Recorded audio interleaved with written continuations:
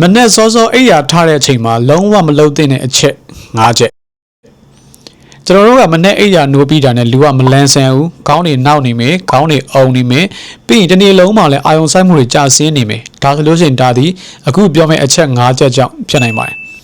နံပါတ်1ချက်မနဲ့အိယာစနိုးတာနဲ့ဖုန်းသုံးတဲ့အကျင့်ကိုလုံးဝမလုပ်ပါနဲ့ကျွန်တော်တို့ကမနဲ့အိယာနိုးတာနဲ့မျက်စိကမပွင့်သေးဘူးပေါ့နော်ဖုန်းကိုအရင်လိုက်ရှာတယ်ပြီးလို့ရှိရင်ဖုန်းသုံးတယ်ညတော့ဘာသတင်းထုလဲပေါ့နော်ဘယ်သူတွေကငါ့ကို message ပို့ထားလဲပြီးလို့ရှိရင်အလုပ်ကိစ္စတွေကဘာရှိလဲဆိုပြီးတော့စပြီးဖုန်းကိုသုံးတတ်ကြပါတယ်အဲ့လိုမျိုးအိယာနိုးနိုးချင်းဖုန်းသုံးခြင်းကဆိုရင်ကျွန်တော်ခန္ဓာကိုယ်မှာ stress hormone လို့ခေါ်တဲ့cortisol level ကိုတက်လာစေပြီးတော့အုံနောက်ကိုလာပြီးတော့မကြည်မလင်ဖြစ်စေတယ်မလန်းမဆန်းဖြစ်စေတယ်အုံနောက်ကိုလာပြီးတော့ထုံထိုင်းစေပါတယ်ဒါကြောင့်မလို့မနေ့အိယာနူနိုချင်းမှာဖုန်းမသုံးဖို့အားလုံးကိုတတိပေးခြင်းပါတယ်ဒါဆိုရင်ဘယ်အချိန်မှသုံးရမလဲဘယ်အချိန်မှသုံးရမလဲဆိုတော့မနေ့မိုးလင်းအိယာထမျက်နှာတစ်သွားတိုက်ပြီး breakfast စားပါတော့မနေ့မိုးလင်းအိယာထပြီးနိုင်ဝလောက်နေမှသုံးတာကပို့ပြီးတော့ကောင်းပါတယ်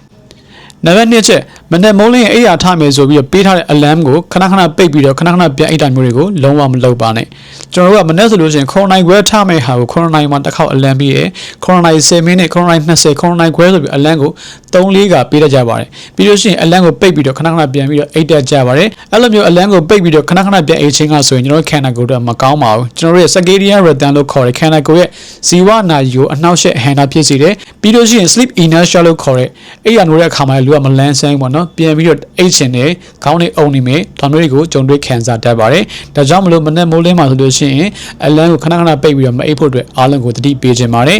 ဒါဆိုရင်ဘာလို့ရမလဲကိုတကယ်ထားနိုင်မယ့်အချိန်ကိုပဲအလန်းပေးထားပါပြီးလို့ရှိရင်အလန်းမြည်တာနဲ့ချက်ချင်းထားဖို့ကြိုးစားပါနံပါတ်3ချက်မနေ့မိုးလင်းအိယာထပြီးတာနဲ့ရေတစ်ခွက်တောက်ဖို့အတွက်မမေ့ပါနဲ့။ဘာကြောင့်လဲဆိုတော့မနေ့မိုးလင်းအိယာထပြီးတဲ့အချိန်မှာရေတောက်ပြီးခြင်းကဆိုရင်ကျွန်တော်တို့ခန္ဓာကိုယ်ရဲ့ကောင်းကျိုးတွေအများကြီးပြီးတယ်။ကျွန်တော်ခန္ဓာကိုယ်နဲ့အုံနောက်ကိုရေတက်ပြေးသွားစေပြီးတော့ကြည်လင်လန်းဆန်းစေတယ်။လူ fresh ဖြစ်စေတယ်။ခန္ဓာကိုယ်ရဲ့ဇီဝကမ္မဖြစ်စေနေကိုလည်းပို့ပြီးတော့ကောင်းမွန်စေပြီးတော့အစာချီရပို့ပြီးလွယ်ကူစေတယ်ပို့ပြီးတော့ဝေးကြစေတာကိုတွေ့ရပါတယ်။ဒါကြောင့်မလို့မနေ့မိုးလင်းတာနဲ့ရေတစ်ခွက်တောက်ဖို့အတွက်အားလုံးကိုတတိပေးခြင်းပါတယ်။နံပါတ်4ချက်မနေ့မိုးလင်းအိယာထဘိုက်ထဲမှာအစာမရှိတဲ့အချိန်ရေမတောက်ရသေးတဲ့အချိန်မှာကော်ဖီလက်ဖေးရေလုံးဝမတောက်ပါနဲ့။ဘာကြောင့်လဲဆိုတော့ဘိုက်ထဲမှာအစာမရှိတဲ့အချိန်မှာကော်ဖီလက်ဖေးရေတောက်မယ်ဆိုလို့ရှိရင်အစာအိမ်ထဲမှာအစာချီတဲ့ acid ရေတွေပို့ပြီးတော့ထွက်လာစေပါတယ်။ဒါကြောင့်မလို့ရင်ပူတာတွေရင်ပြေးတာတွေဘိုက်အောင်ဘိုက်နာခြင်းတွေကိုကြုံတွေ့ခံစားတတ်ပါတယ်။တကယ်လို့ကိုယ်မှာအရင်တည်းကအစာရင်ယောဂရှိမယ်ဆိုရင်ပို့ပြီးတော့စိုးတတ်ပါတယ်။ဒါကြောင့်မလို့ဘိုက်ထဲမှာအစာမရှိတဲ့အချိန်မှာကော်ဖီလက်ဖေးရေမတောက်ပါနဲ့။တခုခုစားပြီးမှပဲကော်ဖီလက်ဖေးရေတောက်တင်ပါတယ်။နံပါတ်5ချက်မနက်စာမစားဘဲနဲ့လုံးဝမနေပါနဲ့ကျွန်တော်တို့ခန္ဓာကိုယ်ကမနက်ကနေညအထိခန္ဓာကိုယ်အလုပ်တွေကိုကောင်းစွာနဲ့လုပ်နိုင်ဖို့ဆိုရင် energy လိုအပ်တယ်စွမ်းအင်လိုအပ်တယ်အဲ့ဒီလိုအပ်တဲ့ energy ကိုမနက်စာကနေပြီးတော့ရရှိနိုင်ပါတယ်ဒါကြောင့်မလို့မနက်စာကိုစားပေးသင့်ပါတယ်တကယ်လို့ကိုက weight short နေရဆိုရင်တောင်မှပေါ့နော် calorie တအားမများတဲ့ကျဲဥပြုတ်တို့ပမုံချမ်းတို့အောက်မီးတို့အသီးအရွက်အသားငါးတွေစားပြီးလို့ရပါတယ်ဒါဆိုလို့ရှိရင်ခန္ဓာကိုယ်ရဲ့တင့်တော်တဲ့လိုအပ်တဲ့အာဟာရကိုရရှိနိုင်ပါတယ်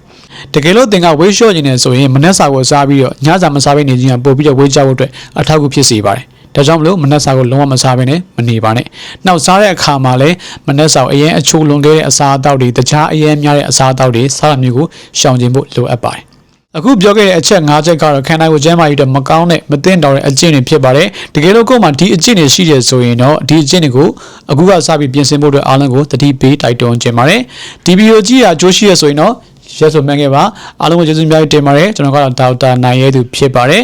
ကျွန်တော်ရဲ့နောက်ထပ်သောဗီဒီယိုတွေအတွက်လည်းကျွန်တော်ရဲ့ TikTok တွေ Facebook တွေ YouTube တွေကို follow ထားဖို့အားလုံးကိုပြောချင်ပါတယ်